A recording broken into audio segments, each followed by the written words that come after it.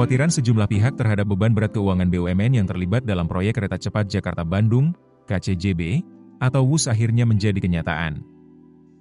PT Kereta Cepat Indonesia Cina, KCIC, yang mayoritas sahamnya dimiliki BUMN Indonesia melalui konsorsium PT Pilar Sinergi BUMN, PSBI, harus menanggung pembayaran cicilan utang pokok dan bunga ke kreditur Cina dengan porsi paling besar. Dalam laporan keuangan per 30 Juni 2025, unaudited, yang dipublikasikan melalui situs resmi PT Kereta Api Indonesia, KAI, PT PSBI mencatat kerugian Rp4,195 triliun sepanjang 2024. Rugi berlanjut di tahun 2025. Hanya dalam 6 bulan pertama 2025, kerugian PSBI mencapai Rp1,625 triliun. Di sisi lain, beban utang kereta cepat Jakarta-Bandung ini bakal terus ditanggung puluhan tahun ke depan.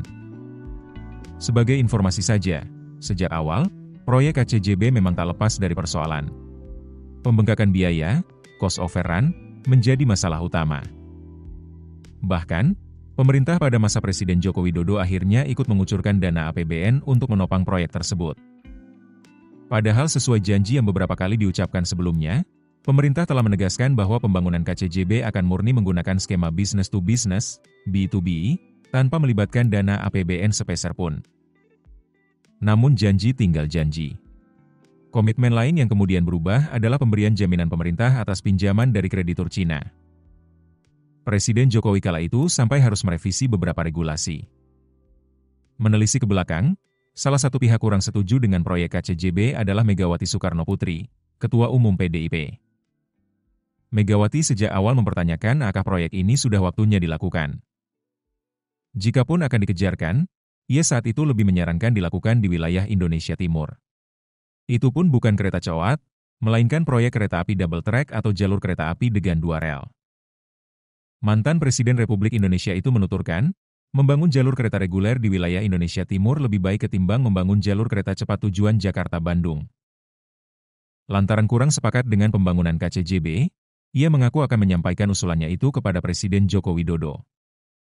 Namun, usulan itu tak pernah didengar oleh Jokowi. Ia bahkan membentuk PT KCIC sebagai implementasi janji Jokowi bahwa APBN tidak akan dilibatkan di proyek tersebut. Di mana pemegang saham mayoritasnya adalah konsorsium BUMN Indonesia, yakni PT PSBI.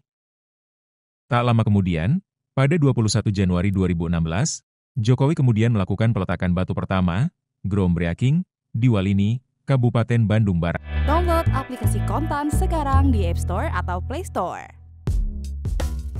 Keputusan bisnis terbaik datang dari data, bukan tebakan. Mudah berlangganan Business Insight dengan subscribe with Google.